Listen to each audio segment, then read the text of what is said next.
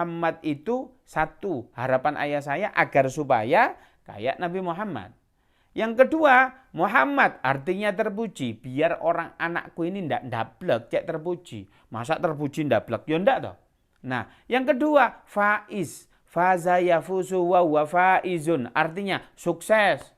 Wis terpuji, sukses lagi. Ini abah saya luar biasa. Harapannya orang tua, maka menjadi doa bagi anaknya. Semoga abah saya memiliki harapan semacam itu, sehingga nama saya itu betul-betul saya ini terpuji, ya sukses. Ini maknanya murtajal, nama saya ada harapan. Tapi nama yang kedua namanya mangkul. Apa mangkul itu? Nama asli daripada Nabi Muhammad. Mangkul itu bagaimana? Nabi Muhammad itu bukan harapannya biar terpuji. Memang beliau dikatakan Muhammad karena beliau terpuji. Beda ya, Nabi Muhammad dengan Muhammad Faiz, oh beda kelas. Maksudnya kelasnya Rasulullah jangan dibandingkan, bukan apple to apple. Itulah nama, sehingga nama yang bagus itu disematkan kepada asma Allah. Yang kedua, di depannya dikasih nama Nabi Muhammad SAW. Setelah itu, gara-gara doanya Rasulullah, cuman agar kalian diberkahi malam kalian berdua sama istri. Ini luar biasanya. Gara-gara didoakan semacam itu, apa yang terjadi? Maka anak yang dikasih nama Abdullah tadi, kata Ibnu Uyainah, Fara'aitu tis'ata auladihi kulluhum qad qara'ul Qur'an. Antum tahu Abdullah tadi, Sayyidina Abdullah yang bayi tadi tumbuh dewasa besar dan beliau memiliki 9 anak. 9 anak. Maknanya siapa? Cucunya Abu Tolha, cucunya Ummu Sulaim. Beliau memiliki 9 anak. 9 anak. Dan ke-9-9-nya hafal Al-Quran. Ini luar biasa. Ini merupakan pelajaran bagi kita suami istri pengen punya anak. Bukan hanya hitung-hitungannya hari subur apa segala macam. Bukan itu. Tapi bagaimana kita sebelum proses itu konektivitas kita dengan Allah itu yang tinggi. Jangan sampai istri kita pas nggak siap, kita nggak baca Fatihah atau apa, sehingga ya anaknya ya bandel. Nggak ada konektivitas dengan Allah. Maka jangan sampai kita itu dalam berhubungan tanpa melibatkan Allah. Sehingga doa, pada hafal semua ya? Coba pura-pura nggak hafal gini ya. Allahumma jannibnya syaitan fima razaqtana. Maka itu bagus. Yang kedua, jangan sampai kita mendatangi istri kita di tempat-tempat yang mana di situ ada syaitan. Di mana rumah kita ada syaitan? Yaitu di kamar mandi. Di kamar mandi itu pas, mesti ada setannya. Kita sudah pernah membahas ya tentang jin itu ya. Maka jin itu di rumah kita itu ada di mana? Di kamar mandi. Sehingga jangan mendatangi istri kita di kamar mandi. Kita nggak bisa doa karena di kamar mandi ada WC dan lain sebagainya. Maka di situ bukan hanya aktivitas kita, maka di situ setan ikut andil.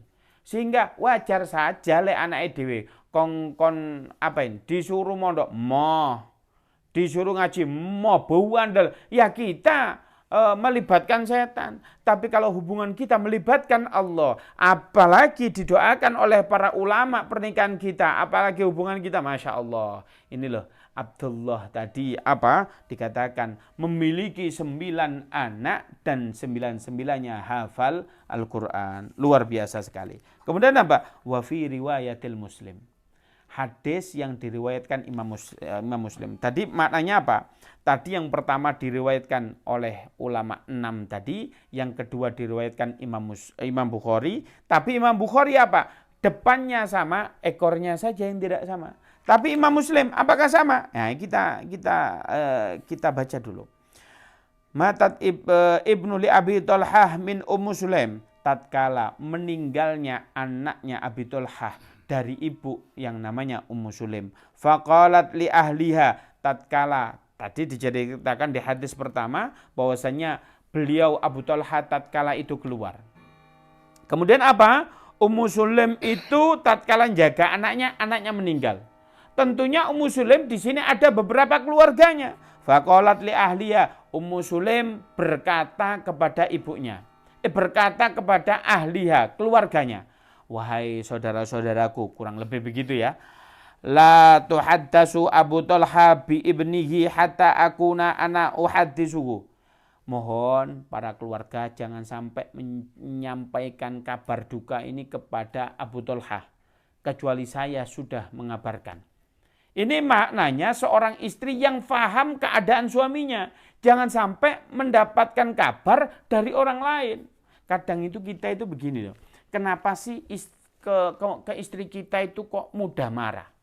Laki-laki itu saya amati kenapa sih ke istri itu kok mudah marah? Jangan bilang tidak. Kalau seorang istri belajar contoh nyetir mobil, itu kalau yang ngajarin suaminya, saya jamin berantem. Iya benda? Mending temennya. Loh itu kata siapa? Istri saya yang bilang itu. Gitu ya. Belajar sama ya, sampai sampean gak iso-iso. Ke temennya itu juga gak begitu bisa. Temennya apa? Mau curhat, ikut aku di mobil katanya. Ya, iya. Temennya begitu, lama-lama bisa. Oh sekarang sudah bisa kalau ke Surabaya bisa gantiin saya dan lain sebagainya. Ke Jakarta juga berani dan lain sebagainya. Maknanya kenapa sih seorang laki-laki itu kok mudah marah? Kadang begini, seseorang laki-laki itu cintanya luar biasa terhadap istrinya. Sehingga saking cintanya, ekspektasi ke seorang istri itu tinggi. Sehingga apa? Ekspektasinya yang tinggi. Diajarin dikit, ekspektasinya cepat bisa. Apa? Sudah sayang semua itu kita belain. Ternyata apa? Ternyata respon ke suaminya kok biasa saja. Ini gimana sih? Ceritanya gimana sih? Ini wanita satu-satunya yang kubelain, yang cinta. Di dalam sholatku juga kudoakan. Habis subuh tak doane. Kok tiba-tiba responnya ke saya biasa aja. Sehingga apa? Marah. Sepele. Respon tatkala kita kangen ke istri pengen apa? Pulang dibikinin kopi. Kenapa kok marah? Kita bisa kok bikin kopi. Kenapa? Kita ekspektasi kita, cinta kita itu berlebih. Ternyata responnya biasa. Lah ini loh yang kita bikin marah. Lah istri kenapa kok responnya biasa? Ya kadang capek. Jenengan ini kan keluar toh, nggak mikir di rumah itu anaknya bikin rumah kayak kapal pecah, itu nggak mikir. Sehingga apa? Kalau rumah tangga saling tafahum, saling memahami. Oh iya, walaupun istri saya itu yang saya cintai, ekspektasi tinggi, ternyata di rumah itu begini, sabar. Istri, wah itu romantis sekali.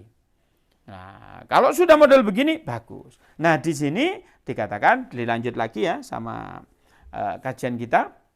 Tatkala anak dari Abi Thalhah meninggal, kemudian yaitu ibunya Ummu Sulaim, faqalat li ahliha, beliau berkata kepada keluarganya, jangan sampai di antara kalian, saya mohon jangan menyampaikan ke Abu Thalhah, biar saya. Ini maknanya Ummu Sulaim yang faham tentang keadaan hati daripada suaminya. Kalau yang menyampaikan samen-semen mungkin bisa shock, bisa tersinggung. Kalau aku kan wanita yang dicintainya. Loh itu loh Ummu Sulaim. Nah ini bagus sekali. Sehingga wanita-wanita bagus itu apa? Harus bisa mengkondisikan suaminya. Oh iya Ustaz, saya juga mengkondisikan suami saya kok. Kenapa? Keluar itu wajib kok menyalakan GPS-nya kok. Loh itu bukan mengendalikan begitu. Maknanya apa? Kalau seandainya kemana-mana di samping bawa carok begini, laki-laki tetap masih bisa. Tapi kalau hatinya diikat ke rumah, semua suami ingin cepat pulang. Oh kajian, enggak. Kenapa? Udah kangen sama istri saya Ustaz. Wah seandainya.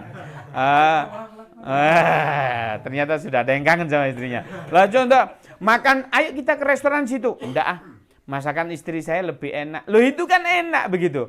Tapi bayangkan di rumah tidak dikasih 3 hal tadi. Ayo gas wes. Sampai subuh, oke. Kenapa? Mulai aku langsung diceramai meneh sampai bojoku kan gitu nggak asik begitu ya. Lah Ummu Sulaim ini adalah wanita yang mampu memahami karakter suaminya atau Ummu Sulaim itu yang memahami kondisi hati daripada suaminya. Qalat li ahliya begitu. Kemudian hatta faja'a faqarraba ilaiha al-'asha.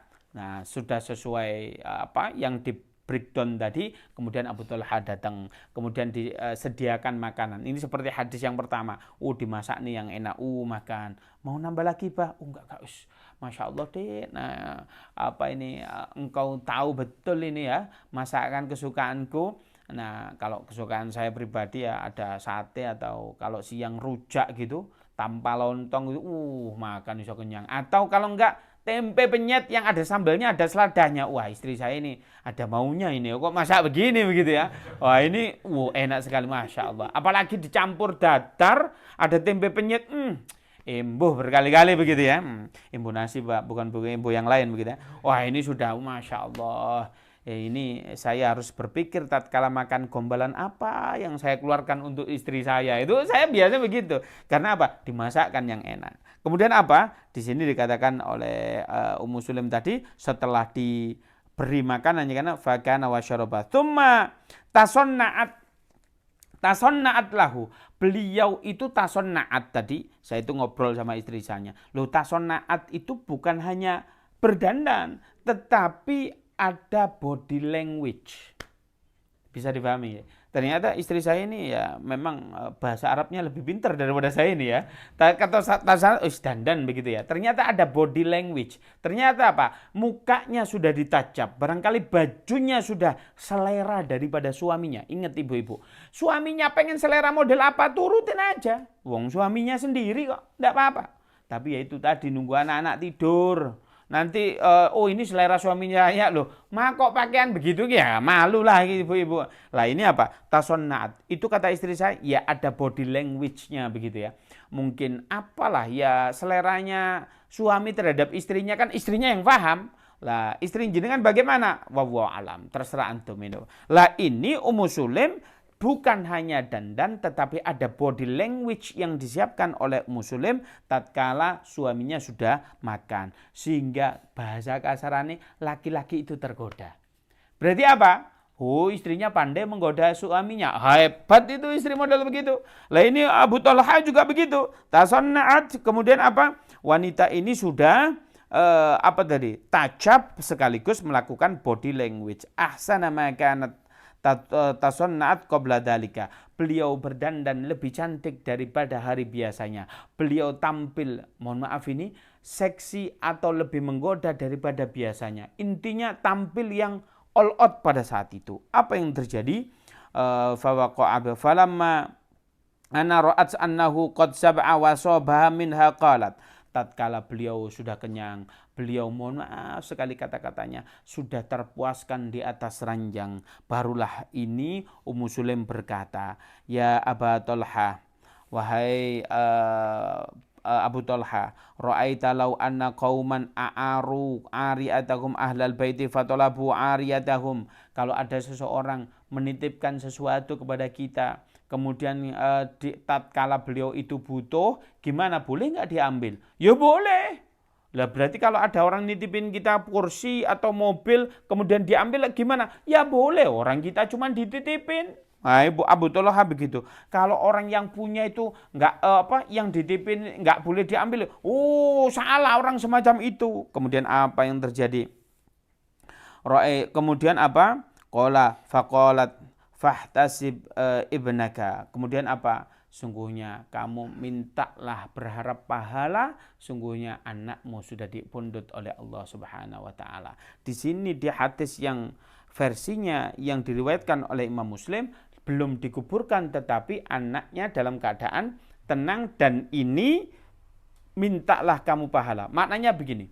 Setiap ujian yang diberikan Allah kepada kita, maka mintalah pahala. Contoh gini, kan kita sudah membahas ya, mayyuridillahi khairan yusib minhu. Barang siapa yang dikehendaki oleh Allah awalnya baik menjadi lebih baik, maka pasti Allah akan mengujinya. Jadi jenengan itu kalau mau naik kelas ya diuji. Anak SD saja mau naik kelas, dari kelas 1 kelas 2 ada ujian kok. Apalagi bapak-bapak mau dinaikkan kelas imannya ya diuji. Ya kalau mainan kelas harus lolos ujian. Kalau enggak, ya enggak lolos, ya enggak naik. Apalagi bisa turun kelas, bahaya sekali itu. Maka tatkala diuji dengan ujian itu fahtasib. Maka apa? Mintalah pahala. Ya Allah, ekonomiku sudah luar biasa hancur. Aku minta pahala daripada kejadian ini. Maka ini luar biasa. Kemudian apa? Anakku sudah anak kita sudah diambil oleh Allah Subhanahu wa taala. Maka Abu Talha, apa yang terjadi?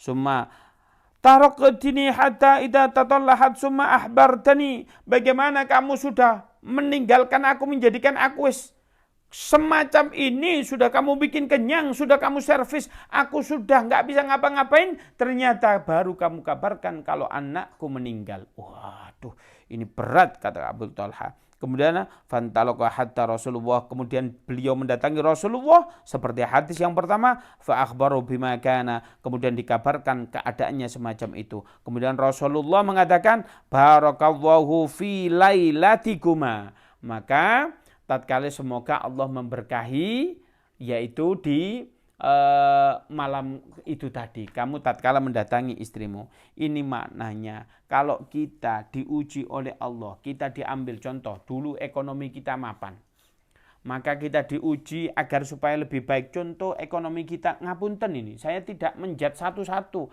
atau apa. Ternyata di cara kita menjemput ma'isyahnya Allah dulu, masih ada sesuatu yang haram atau yang subhat, barangkali gitu ya. Oh, anak ini sudah baik aslinya, ku selamatkan dengan cara apa? Ku uji dulu, ku hempaskan seluruh ini, maka nanti akan kuberikan lebih baik. Maka sudah sunatullah, kalau kita lolos ujian, maka kita akan diberi lebih baik.